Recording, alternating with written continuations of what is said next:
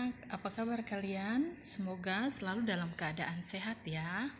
Jumpa lagi dengan Ibu Guru Sri pada pelajaran agama Katolik kelas 4 sekolah dasar. Hari ini Ibu Guru mengajak kalian mempelajari materi ke-17, yaitu mukjizat-mukjizat Yesus. Pada pembelajaran kita hari ini ada 3 tujuan yang hendak dicapai. 1. Menjelaskan arti mukjizat. 2. Menceritakan kisah Bartimeus dalam Injil Markus 10 ayat 46 sampai 52. 3. Menyebutkan contoh-contoh mukjizat yang pernah dilakukan Yesus. Nah, sebelum memulai pelajaran kita hari ini, kita awali dengan berdoa terlebih dahulu. Dalam nama Bapa, Putra, dan Roh Kudus. Amin. Ya Allah yang Maha Pengasih, karena kasih-Mu, Engkau menyembuhkan banyak orang.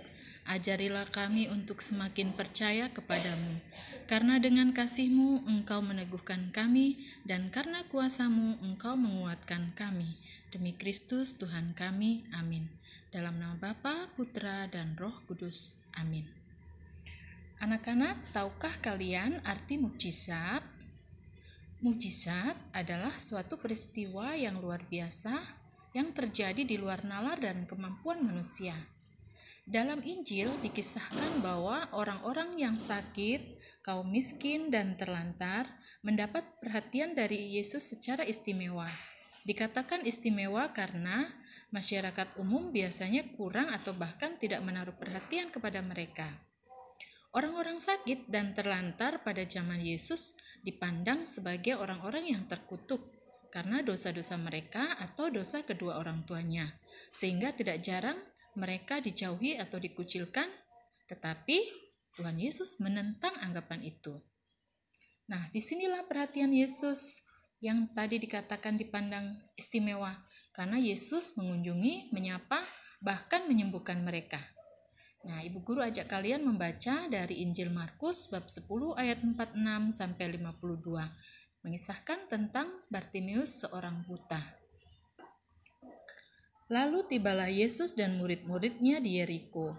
Dan ketika Yesus keluar dari Yeriko bersama-sama dengan murid-muridnya dan orang banyak yang berbondong-bondong, ada seorang pengemis yang buta, bernama Bartimeus, anak Timeus, duduk di pinggir jalan. Ketika didengarnya bahwa itu adalah Yesus orang Nazaret, mulailah ia berseru, "Yesus, anak Daud, kasihanilah aku." Banyak orang menegurnya supaya diam, namun semakin keras ia berseru, "Yesus, anak Daud, kasihanilah aku." Lalu Yesus berhenti dan berkata, "Panggillah dia." Mereka memanggil orang buta itu dan berkata kepadanya, "Kuatkanlah hatimu. Berdirilah, ia memanggil engkau." Lalu ia menanggalkan jubahnya, ia segera berdiri dan pergi mendapatkan Yesus. Tanya Yesus kepadanya, "Apa yang kau kehendaki supaya aku berbuat bagimu?" Jawab orang buta itu, "Rabuni, supaya aku dapat melihat." Lalu kata Yesus kepadanya, "Pergilah, imanmu telah menyelamatkan engkau." Pada saat itu juga melihatlah ia, lalu ia mengikuti Yesus. Demikianlah Injil Tuhan. Terpujilah Kristus. Nah, anak-anakku, karena imannya, Bartimeus disembuhkan oleh Yesus. Iman Bartimeus tampak dari tekadnya yang memanggil Yesus 2 kali. Ia percaya bahwa Tuhan akan menyembuhkan dia dan bebas dari penderitaan. Dalam hal ini, Yesus memberi pandangan yang baru bahwa orang sakit dan yang menderita dikasihi Allah. Mukjizat sebagai suatu tindakan keilahian Yesus juga terjadi pada saat seorang perwira yang bernama Cornelius memohon Yesus untuk menyembuhkan hambanya. Pada peristiwa itu, hambanya disembuhkan bukan karena Yesus mendatangi rumahnya, tapi karena iman perwira itu. Apa ya mukjizat Yesus yang pertama? Mukjizat Yesus yang pertama adalah mengubah air menjadi anggur di pesta pernikahan di kota Kana. Masih ada banyak lagi mukjizat-mukjizat Yesus di dalam Injil. Di antaranya adalah memberi makan 5.000 orang, berjalan di atas air, menyembuhkan orang-orang sakit, mengusir roh jahat, membangkitkan orang mati, dan masih banyak lainnya.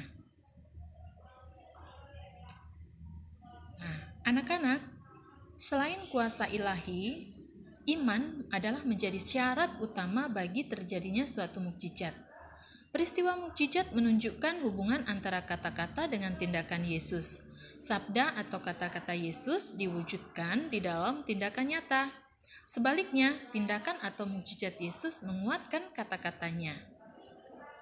Nah, kira-kira kalau Yesus bisa menyembuhkan, apa ya pendapat kita? Pendapat kita adalah bahwa Yesus adalah juru selamat.